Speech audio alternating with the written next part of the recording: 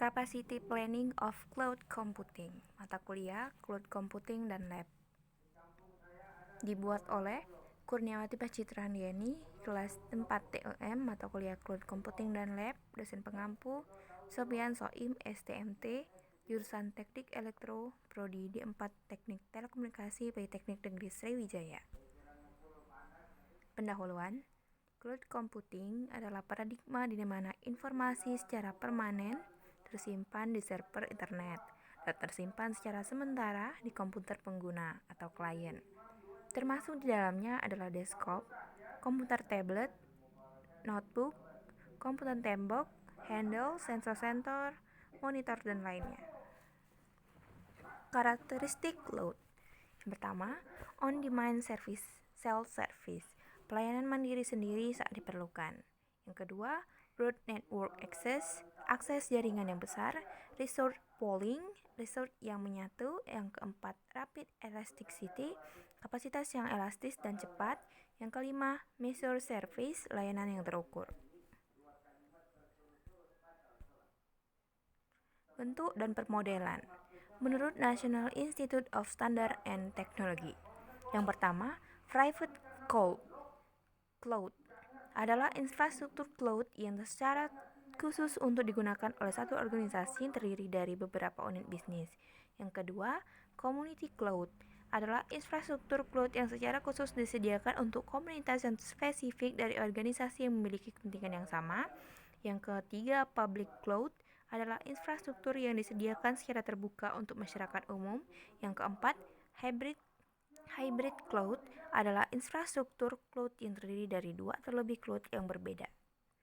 Layanan cloud computing. Yang pertama, software as a service, di mana pengguna bisa menggunakan secara langsung aplikasi yang telah digunakan, yang telah disediakan. Yang kedua, platform as a service, layanan yang menyediakan computing platform.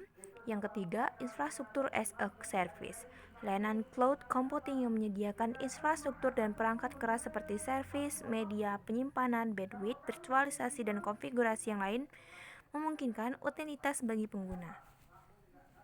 Komponen cloud computing. Yang pertama, cloud client, cloud service, cloud application, cloud platform, cloud storage, cloud infrastruktur.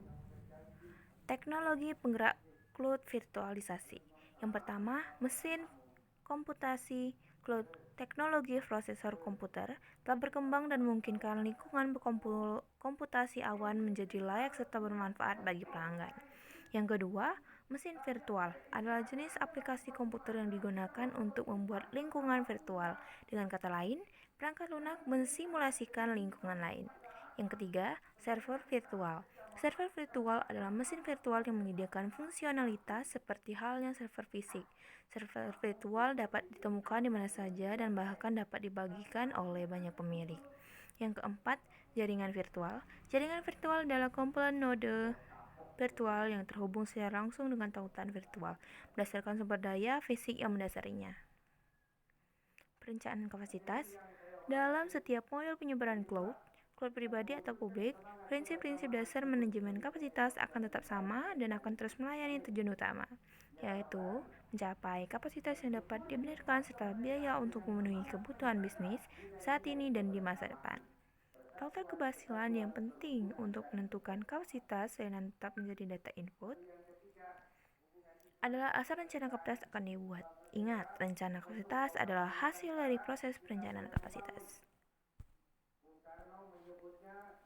Masukan dari manajemen untuk perencanaan kapasitas dapat mencakup hal-hal berikut. Yang pertama, pertumbuhan yang diharapkan dalam bisnis, persyaratan untuk menerapkan aplikasi baru, akuisisi perencanaan atau divestasi, perencanaan keuangan, permintaan untuk konsolidasi sumber daya teknik informasi.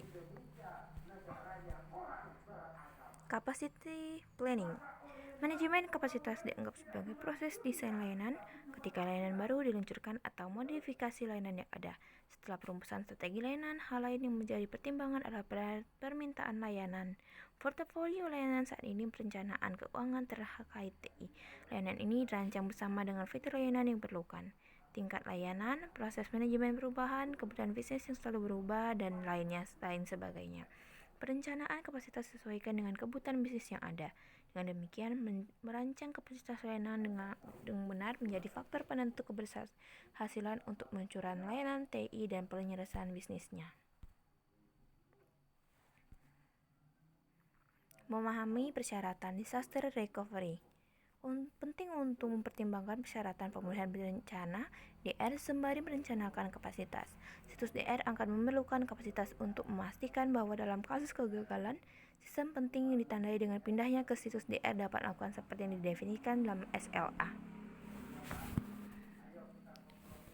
Situs DR dapat pasif hanya dapat dibesarkan jika terjadi bencana yang dinyatakan situs utama dan atau situs DR dapat disebut aktif dalam hal ini. Situs DR memiliki contoh aktif perjalanan digunakan. Tadi dua situs digunakan sebagai failover untuk satu sama lain. Perencanaan kapasitas memanfaatkan penyedia code untuk DR. Sekian dari saya, mohon maaf apabila ada kesalahan. Saya akhiri. Wassalamualaikum warahmatullahi wabarakatuh.